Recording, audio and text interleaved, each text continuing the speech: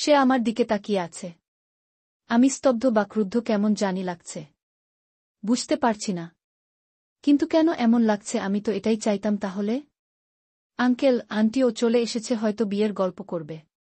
এখানে আমার থাকা ঠিক হবে না। তাদের পারিবারিক বিষয়ে আমার থাকাটা ভালো দেখায় না। আর হয়তো এখানে থাকতেও পারব না। তার বিয়ের গল্প চুপচাপ দাঁড়িয়ে শোনার ক্ষমতা আমার নেই।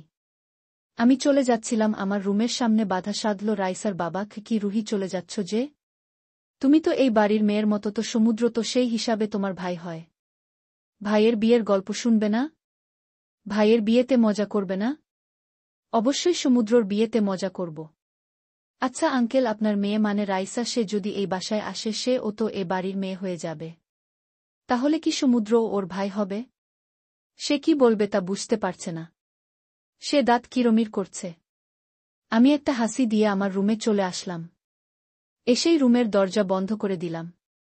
ওয়াশরুমে গিয়ে ট্যাপ ছেড়ে জোরে কিছুক্ষণ কাঁদলাম। কাঁদলে নিজেকে খুব হালকা লাগে। আর একা একা কাঁদলে নিজেকে অনেক শক্ত করা যায়। ভাবলাম ছাদে যাই, একটু ফ্রেশ হাওয়া খেয়ে আসি। যেই ভাবা সেই কাজ। গেলাম ছাদে। ডিসেম্বরের শুরু, এই সময় হাড় কাঁপানো শীত নামে। ছাদে পা ফেলা দায় হয়ে যায়। প্রকৃতিতে কুয়াশায় ধকধকানো ধোঁয়া উড়ে বেড়ায়। বাইরে নজর বুলিয়ে 1 মিটার দূরের জিনিস দেখতে পাওয়াও কষ্টসাধ্য। সেখানে ছাদে বসে থাকার কথা চিন্তা করাটাও মর্মান্তিক প্রায়।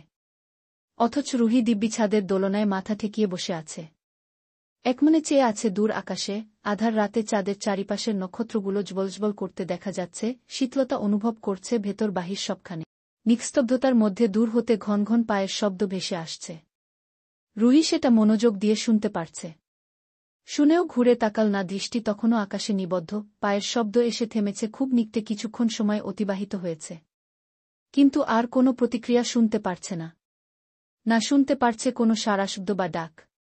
কৌতূহলবশত রুহি অতিষ্ঠ ভঙ্গিতে ঘুরে তাকাল। সমুদ্র দাঁড়িয়ে। আধার রাতের চাঁদের আলোয় তার মুখশ্রী দৃশ্যমান। রুহি পুনরায় মাথা ঘুরিয়ে বসে রইল। আর চোখে আরও দুবার তাকাল। একইভাবে দাঁড়িয়ে ক্ষীণ দৃষ্টিতে তাকিয়ে। এভাবে তাকিয়ে আছে কেন? খেয়ে ফেলবে নাকি? মিনমিন কণ্ঠ রুহির। কি সমস্যা? সমুদ্রের কোনো জবাব এলো না। তবে এবার সে রুহির সামনে এসে উপস্থিত হয়েছে। পেশিবহুল হাতের সাহায্যে একটানে দোলনা থেকে উঠিয়েছে নিয়েছে রুহিকে। রুহি অপ্রস্তুত হয়ে থুবড়ে পড়েছে সমুদ্রের বুকে। চিরচেনা সেই সুগন্ধি ঘ্রাণ ভেসে এসেছে নাকে। সমুদ্রের স্বাস্থ্যসম্মত শরীর গরম উষ্ণ অনুভব করছে রুহি। সেই উষ্ণ অনুভবের নেশায় রুহি স্বেচ্ছায় পড়ে রইল সমুদ্রের বাহুতে। উদ্বিগ্নতার সহিত মিশে গেল পুরোপুরি। ঘনিষ্ঠ হয়ে নিজেই দুরু দুরু কেঁপে উঠল। শিহরণ বয়ে গেল সম্পূর্ণ শরীর জুড়ে। উপলব্ধি করতে পেল সমুদ্রের উঠানামা করা বুকের গতি।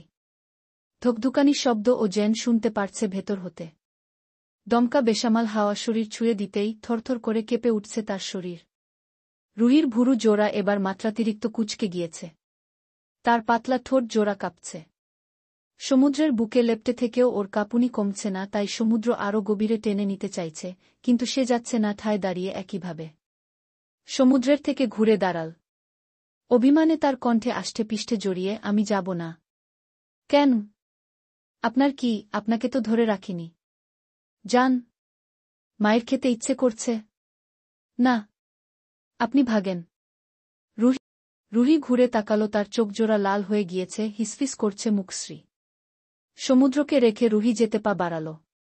পাশ কেটে যেতে নিলে সমুদ্র হাত চেপে ধরে টেনে নিজের সামনে দাঁড় করিয়ে দেয়। আমাকে যেতে দিন। রুহি জোরাজুরি করলে সমুদ্র তার হাত পিঠের পেছনে পেঁচিয়ে ধরেছে। ব্যথায় কুঁকড়ে গিয়েছে রুহি।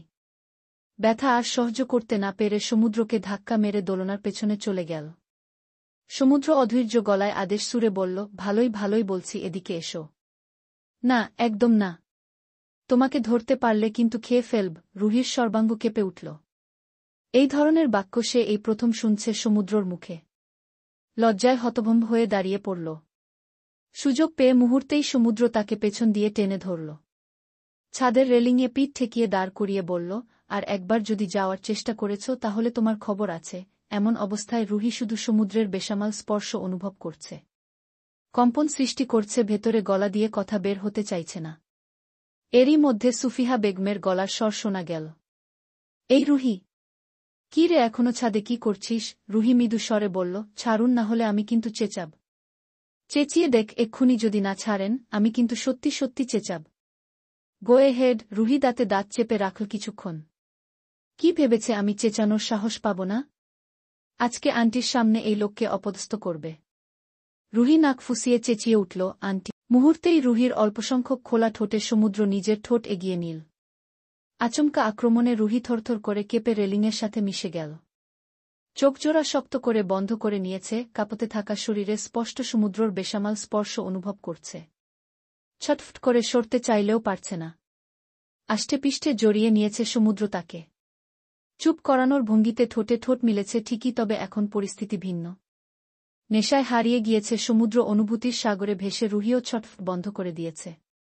শক্ত করে চেপে রেখেছে সমুদ্রর বাহু, দুজনের নেওয়া ঘন ঘন গরম এক একটি নিঃশ্বাস একত্রে মিলিত হচ্ছে।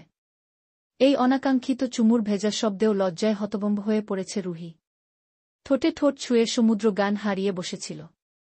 তাই বলা যায়, এই অনুভূতি তার কাছে আবারও নতুন কিছু তৈরি করবে।